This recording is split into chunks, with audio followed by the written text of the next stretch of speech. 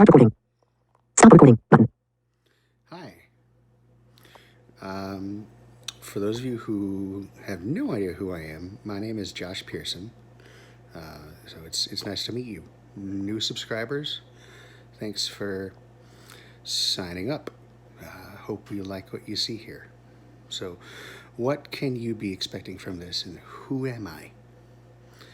Well, um, number one, I'm just a person. Two, I'm a disability rights activist. And three, also a musician. So you can kind of be expecting a little bit of all of that pulled in together. So stories, songs, honesty, all of that. So where to start? Well, disability rights activism. I am blind. I'm blind since birth. 4.5, born 4.5 months premature. I weighed 1 pound 8 ounces at birth. My lungs collapsed 6 times, and they had to throw me on oxygen. I was on 100% oxygen, and that kept me going. But the resulting pressure from that oxygen caused the blood vessels in my retinas to burst, and those detached. So I've been blind basically since birth. And for myself, that is really no big deal, but my entire life I've had to spend kind of figuring out what the rest of the world looks at blindness as. And then also some invisible disabilities, right? So I have depression, anxiety, and complex PTSD, which that's a really fun combination at times, but and it has impacted my life in very profound ways. So you'll be getting some stories around that. There are some other avenues which I do my disability activism through. So I'm getting a podcast going, trying to start conversation in the community around disability awareness, both physical and invisible disability awareness. And my music. So my music, I try to talk about a lot of different things in it. I play guitar, harmonica, ukulele. Did a little bit of piano for like 10 years, and then I told people the Ray Charles thing was just never going to happen. So, had to go do something different. But music is both a way for me to talk about some things that really do matter, and some things that I could just have fun with it, right? It's a way for me to use words and poetry and use art to both tell my story, tell other people's stories, tell made up stories. I'm a writer, so my mind is always thinking about fiction and all of that stuff. Trying to figure out how to spin the things that I see in the world and connect all those dots and tell a really good story. And yeah, that's that in a nutshell. So as to the absence of content here for a while, so I took a while off from music, so I've been recording an album, full band record. It'll be called Coming Up from the Mud. It's coming out later this year, and it kind of touches on a period of my life that was very difficult. I learned a lot about me and a lot about the world and all kinds of things. So tell some stories from that. And then I'll be throwing songs up here kind of as I write them. it's tough. So I'll explain the songwriting process. So I write in Braille, right, and then I have to memorize. I figure out the tune, and then like experimenting with the guitar, I figure out the tune, and then I have to read the lyrics in Braille and memorize those lyrics, and then put the lyrics and the tune together and sing them together, and I hope that I don't mess them up. So it's a very involved process. It's not like I'm looking at lyrics on a sheet of paper as I sing, and I can know a lot of this stuff is done from memory. I'm working my mind pretty much constantly. You will definitely be getting new content. I've wrote something yesterday that I think I'm good putting up and talking about. So hopefully you like it. Like, comment, subscribe, whatever you want to do. And my goal with all of this is to create an honest dialogue both around music and around disability culture. I think it's something that is not talked about, and it's something that I talk about all of the time in my day job, and all of the time usually after work. When I meet people, I'm very much an open book around getting questions and all of that. In particular, kind of exploring the link between blindness and invisible disabilities. So the two very much kind of feed into each other, and really trying to paint a picture and get everybody who does not experience that to understand what it is like to live, because after all, it is just a life, right? I am a normal person. Blindness is, I'm not a superhero. I'm not anything, I'm not amazing.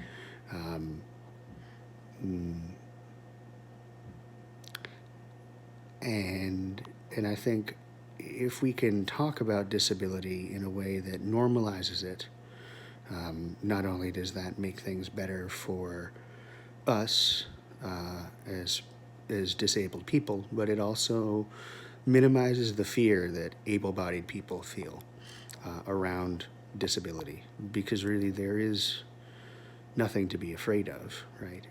There are tools out there in the world. So by day I work as an assistive technology specialist. I both evaluate new technologies and teach people on current technologies that they need to be able to access the world, right? And technology is really the great equalizer for people with disabilities. So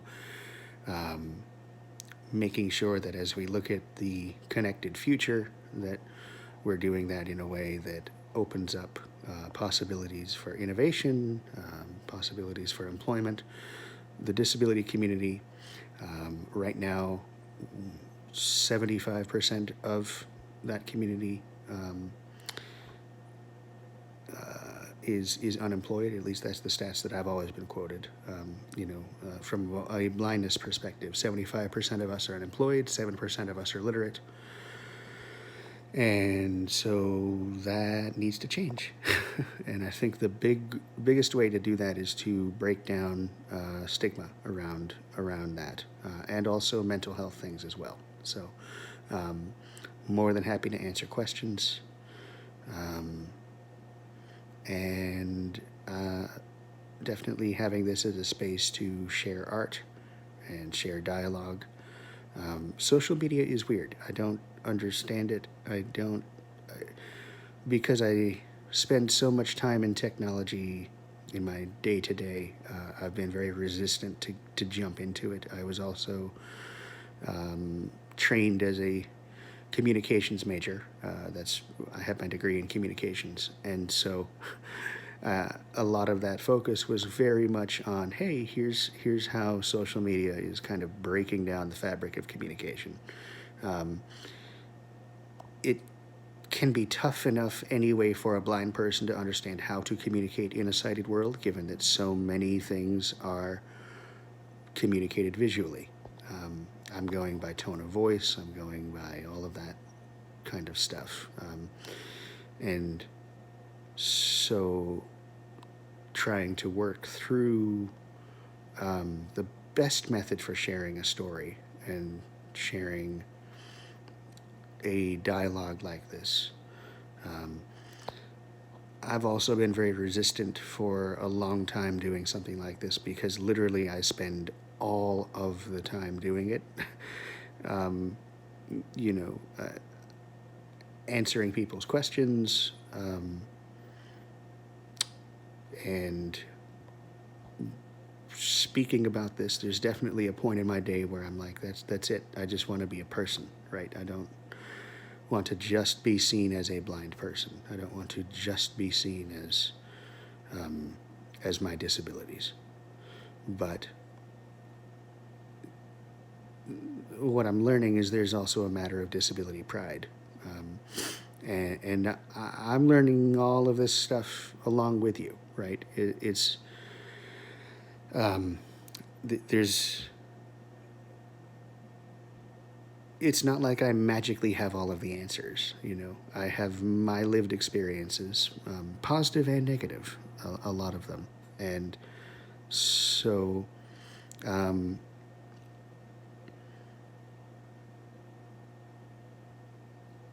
being able to share those, I think, would help to break down some barriers, engage in honest dialogue, and in many ways help me feel comfortable talking about a lot of this kind of stuff, outside of, you know, because I talk about it in a very, very kind of structured way, and I'm looking at disability through a very particular lens. Excuse me. Looking at disability through a very particular lens of our culture. I'm looking at how do we use technology to give people the skills they need to either succeed in school or find a job. And I think what's left out there is the everyday life, right? How do people get through life? And adapt to the world, either with their own adaptations or by using existing ones, either technological or kind of techniques that the community has come up with. So I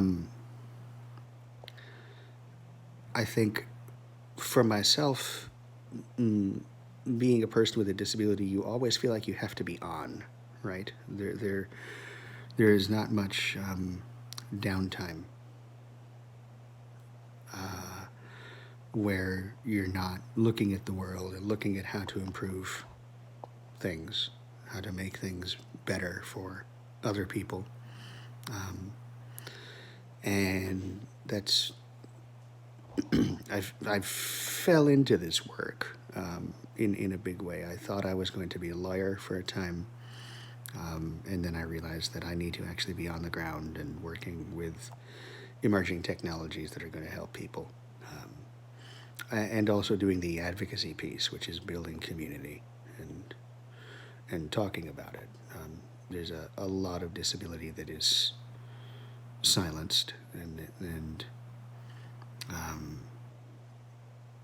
I think like anything else, like race or gender, you need to talk about it to be able to progress and move things forward. Not always easy. Definitely not always easy, but I'm willing to do it. And so I invite your comments, I invite your questions, and I will try to always answer them as honestly as I can. It's a good world out there. You know, I think there's a lot of improvement that needs to be made, but we can all work together to do it. And I'm willing to do my part to do that.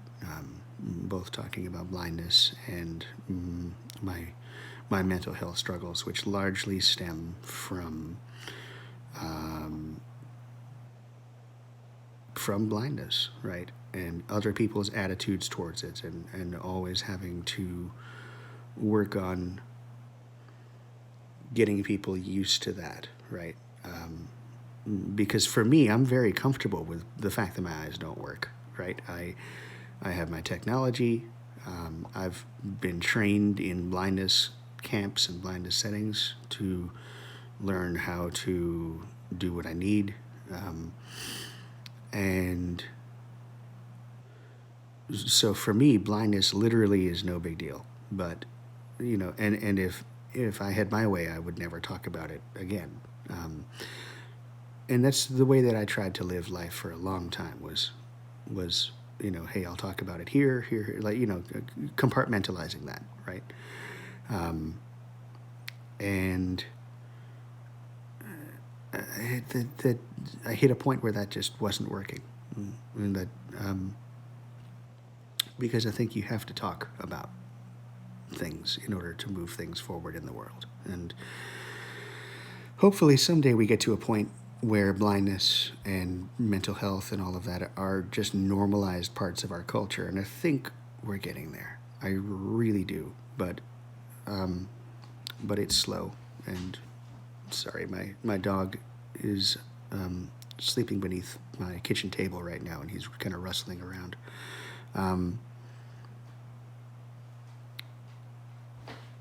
Oh, and now he's going to get a toy. That's York. He's my second black lab. York, say hi to the people. Lock on screen.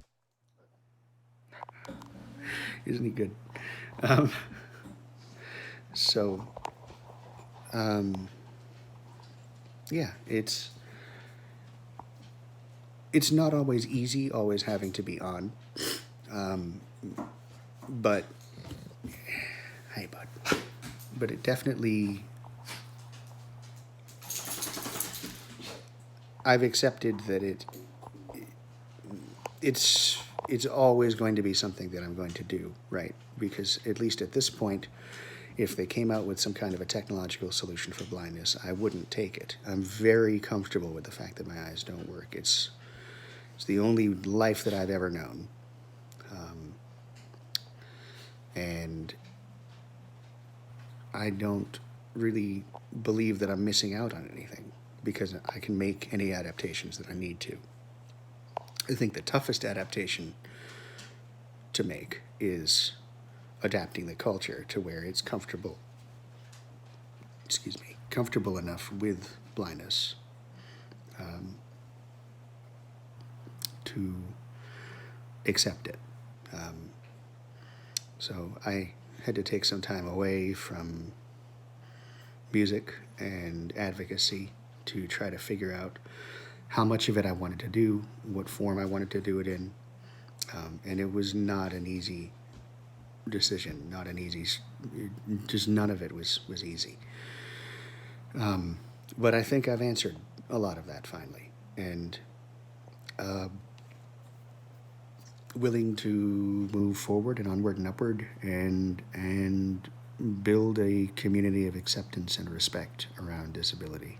So, that being said, if you have any questions or comments, please feel free to ask, inbox me, however you want to do it, and we'll go from there. We'll learn together, and there is no question I won't answer. So please feel comfortable, asking that. I think for myself, the aspect of this that I've struggled with for a long time is the idea of being a person with a disability and having that disability be on display all of the time, right? I mean, the only thing that I can equate it to is if you have brown hair and you need to get through the world in a particular way as a brown-haired person, and there's some technologies that you use, and there's some camps that you go to, or you know, learning environments to learn the skills that you need to be able to exist in the world that is not set up for brown-haired people. And then people want to ask you about your brown hair all of the time. I mean, there's a point where I think anybody would get tired of that. And so that's where they all kind of coincide, right? Blindness and anxiety and depression and PTSD, in my particular case, having to always be on. And I think my way of working through that is to dialogue with the community, which is something that I've done for years about blindness. And I've answered very, very basic questions around it, I think. But I'm ready to tackle the hard ones because I feel like they have to be tackled. So no subject is off limits. And hit me with your best shot, as they say. I am going to throw some music up shortly. So you'll be getting some demos and then some live things. And I play in the area. Like I said, I've taken time off from everything. I needed to sort some things out. I needed to figure out what this album was going to sound like, and then go from there. So now the record is just about done, and then I will be touring behind it and all of that. So for those who've stuck with me for a long time, I really appreciate it. And for those of you who are brand new, thank you for coming on board. And I really hope that it's worth your while and that you learn something from this. And that we can talk together openly, honestly, around everything, and build a better, brighter world. What I will say is that disability is receiving a lot more attention from the mainstream than they have in a very long time. So I don't know where any of you stand politically. I'm a socialist, and I urge you to both look at Bernie Sanders and Elizabeth Warren's disability rights policies. A lot of people in the disability community are looking at those policies and saying, well, the politicians are just tacking those on at the end because they're trying to get votes, right? Well, if we look at the statistics, 61 million Americans with disabilities have, voting power, right? We're the largest minority in the country. And we've been very, very, very, very, very much silenced as a culture for a long time. So I make the counter argument to people who say, oh, they're just trying to get votes before the caucuses. Yeah, but it's progressive politics, man. I mean, it's going to move us forward. And even if it is just trying to secure votes, they do care enough about us to do that. And they're the most well thought out progressive policies that I've ever heard. So if you really want a sense of what my life is like, right, just living as a citizen of this country, and you're curious about kind of the day-to-day blindness things, I can answer those. But I also recommend that you look at Sanders first and then Warren's policies. I think Sanders does a better job of laying out exactly what day-to-day things are like for people here. So there will be times where I recommend that you engage in readings, or I'm not giving you homework, but there are things that I have read as I have gone on this journey, because disability rights and disability scholarship are brand new to me. right? So they're not talked about near enough as they should be in the blindness community or the disability community at large. But we're starting to see more academic institutions take on disability scholarship. And so there are books that I've read that have influenced the way that I think about these things. And I recommend that you check some of those out too. So I'll be dropping those in my disability conversations. But for the time being, welcome to the channel. Please like and subscribe and ask your questions, and I will be throwing up music as I write it and as I record it. And you've seen a couple live concert recordings up here now, and there'll be more coming up over the next year. So thank you, and I hope you all have a good night or a good day whenever you're watching this. And I really appreciate you taking the time out of your day to find me in my little corner of the internet, and think that all of what I have to say is worthwhile. That really means a lot to me. So thank you. I hope you have a good one. Stop recording. Camera. Stop recording. Button.